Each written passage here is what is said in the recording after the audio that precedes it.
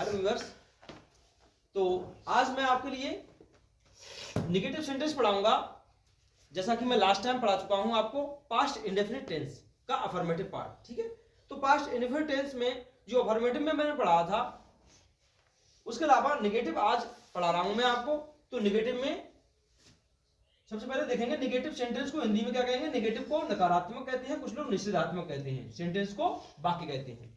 तो ये past indefinite का ही पार्ट है, नेगेटिव रूप है ये पास्ट इंडेफिनिट का। ठीक है, पॉजिटिव रूप में पढ़ा चुका हूं आपको। उसके बाद इंटरोगेटिव भी पढ़ाएंगे। तो नेगेटिव में आप लोग जानते ही हैं क्या होता है। नेगेटिव में हम ज्यादातर डिड का प्रयोग करते हैं। किसका प्रयोग करते हैं? डिड का। वैसे केवल पॉजिटिव बनाएंगे और उसमें सका सकी शब्द ना दे रखा होगा या फिर किसी की आदत ना दे रखी होगी, तो हम मेन वर्ब की जो थर्ड फॉर्म का ही सॉरी सेकंड फॉर्म का यूज करते हैं उसमें हमेशा, लेकिन डिड का यूज नहीं करते हैं। इसमें नेगेटिव में हम डिड का यूज करेंगे और वर्ब की फर्स्ट फॉर्म का यूज करेंगे। जब भी डिड का यूज करते हैं तो हमेशा ध्यान रखें वर्ब की फर्स्ट फॉर्म का यूज करना पड़ेगा हमें, तभी मतलब हमारा सेंटेंस सही होगा। और अगर सेंटेंस में सका सकी शब्द भी दे रखे हैं और सेंटेंस नेगेटिव है तो हम करते क्या है, तो हम नॉट के लिए लगाएंगे। और लेकिन सका सकी की इंग्लिश होती है कुड, तो कुड के लिए हम यूज करेंगे और सेंटेंस में मेन वर्ब की फर्स्ट फॉर्म का यूज करेंगे। लेकिन कभी कभी क्या होता है, सेंटेंस में कभी नहीं शब्द दे रखा होता है, तो कभी नहीं में हम क्या करेंगे, नेवर का यूज करते हैं, लेकिन वर्ब की ऐसे में सेकंड फॉर्म का यूज करते हैं। लेकिन नॉट का यूज करेंगे तो वर्ब की फर्स्ट फॉर्म का यूज करना पड़ेगा और डिड का प्रयोग करना पड़ेगा। ठीक है, तो इस तरह देखेंगे, अभी बताते हैं आपको इस तरह से। हाँ, तो इस तरह से आपके रूल्स हैं। रूल नंबर फर्स्ट है, उसमें कहा गया है यदि हिंदी वाक्य में नहीं शब्द दिया हो तो वाक्य का अंग्रेजी में अनुवाद करते समय सेंटेंस में सब्जेक्ट कर्ता के बाद डिड का प्रयोग करते हैं। ठीक है, डिड का प्रयोग करेंगे और उसके बाद नोट को लिखा जाता है। लेकिन जब डिड का प्रयोग करेंगे, नोट को लिखा जाएगा, तो हमेशा ही मेन वर्ब की फर्स्ट फॉर्म का प्रयोग होगा। किसका प्रयोग होगा? फर्स्ट फॉर्म का प्रयोग होगा। इस तरह देखेंगे। नेक्स्ट नंबर सेकंड रूल है आपका, यदि हिंदी वाक्य में कभी नहीं शब्द दिया हो तो वाक्य का अंग्रेजी में अनुवाद करते समय कभी नहीं कि अंग्रेजी नेवर को क्या करेंगे, सब्जेक्ट के बाद लिखेंगे और डिड का प्रयोग नहीं करेंगे।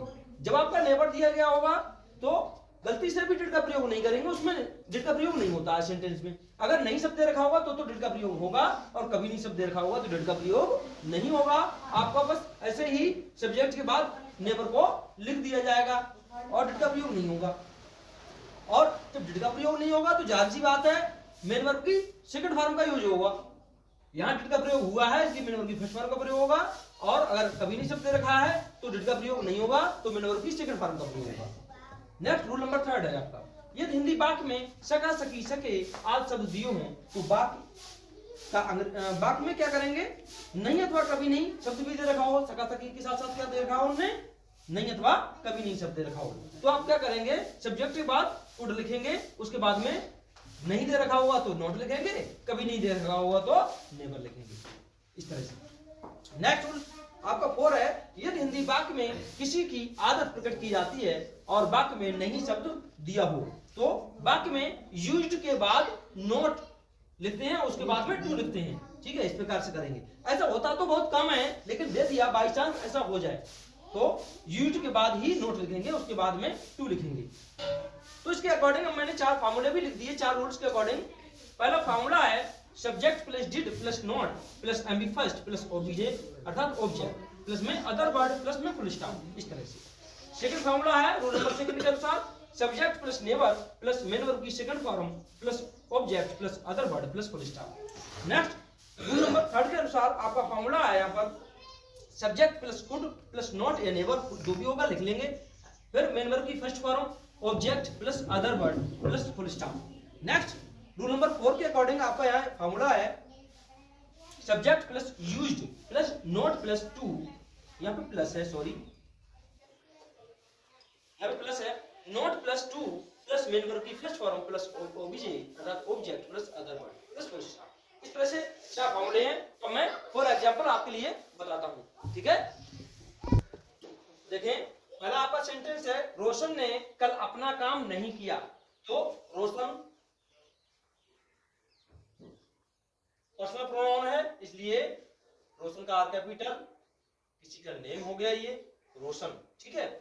अब अपना काम नहीं किया तो नहीं शब्द आ गया, इसलिए इसमें किसका प्रयोग होगा, डिड का, डिड का प्रयोग हो गया। अब नहीं की अंग्रेजी नॉट, तो रोशन डिड नॉट, अब काम करना, ठीक है, तो डू। अपना काम, रोशन के अनुसार अपने की अंग्रेजी क्या लगेगी, इज वर्क। अब कब किया, कल, स्टडी।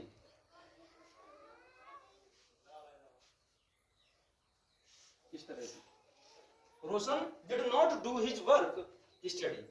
नेक्स्ट है वे कभी आगरा नहीं गए, तो वे की अंग्रेजी दे। कभी नहीं गए, कभी यहाँ आ गया और नहीं यहाँ आ गया, इसका मतलब नेवर का यूज होगा, किसका यूज होगा, नेवर का, तो दे नेवर। वीडियो तो शुरू की नहीं मैं घर में। तो इस तरह वे कभी आगरा नहीं गए, तो दे नेवर, उसके बाद में गए, जाने की अंग्रेजी गो होती है, लेकिन गो की लगेगी सेकंड फॉर्म, मतलब बेन।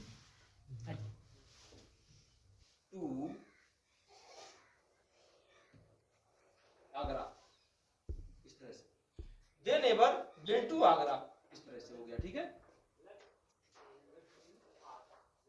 तुम अपना पाठ याद नहीं कर सके, तो यू कुड, तुम की अंग्रेजी हो गई, और सके की अंग्रेजी कुड। नॉट, नहीं की अंग्रेजी नॉट। याद करना, लर्न, LEARN। क्या, अपना पाठ, तुम के अनुसार अपनी अंग्रेजी your, lesson. You could not learn your lesson, इस तरह से, ठीक है। नेक्स्ट है आपका वह रोज सुबह नहीं नहाया करता था, ये इसमें हैबिचुअल फैक्ट आ गया, देखो, तो वह की इंग्लिश ही। अब यूज्ड, नहीं की अंग्रेजी नॉट, टू, बाथ,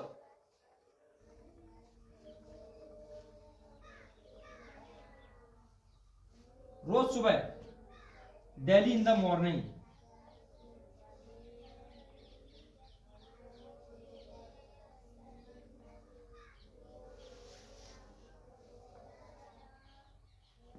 ठीक है, इस तरह से। तो देख लें पहले, फर्स्ट है आपका रोशन ने कल अपना काम नहीं किया, तो Roshan did not do his work study. इसको आप फॉर्मूला नंबर फर्स्ट के अकॉर्डिंग समझेंगे और रूल नंबर फर्स्ट के अकॉर्डिंग समझेंगे, ठीक है। नेक्स्ट है सेकंड नंबर, वे कभी आगरा नहीं गए, तो वे की इंग्लिश दे हो गई, और कभी नहीं की इंग्लिश नेवर हो गई, और जाना की इंग्लिश वेंट हो गई, और आगरा टू आगरा, मतलब they never went to Agra. तुम अपना पाठ याद नहीं कर सके, तो यू, तुम की अंग्रेजी यू, और सके की अंग्रेजी could, you could not learn your lesson, इस तरह से। फिर है वह रोज सुबह नहीं नहाया करता था, तो he used not to bath daily in the morning. ये आपका फॉर्मूला नंबर फोर्थ के अकॉर्डिंग है, ये फॉर्मूला नंबर थर्ड के अकॉर्डिंग है। रूल भी थर्ड है, फॉर्मूला भी थर्ड है, इसमें रूल भी फोर्थ है, फॉर्मूला भी फोर्थ है, ठीक है, इस तरह से, ठीक है। तो इस तरह से समझेंगे, rule second, formula second, rule third, formula third, rule fourth, formula fourth, rule first, formula first, इसके अकॉर्डिंग आप समझेंगे। तो इस तरह से आप देखेंगे। तो thank you for watching video, और वीडियो के लिए कृपया शेयर जरूर करेंगे, जिससे कि अन्य स्टूडेंट्स भी इसके लिए देख सकेंगे, ठीक है। Thank you.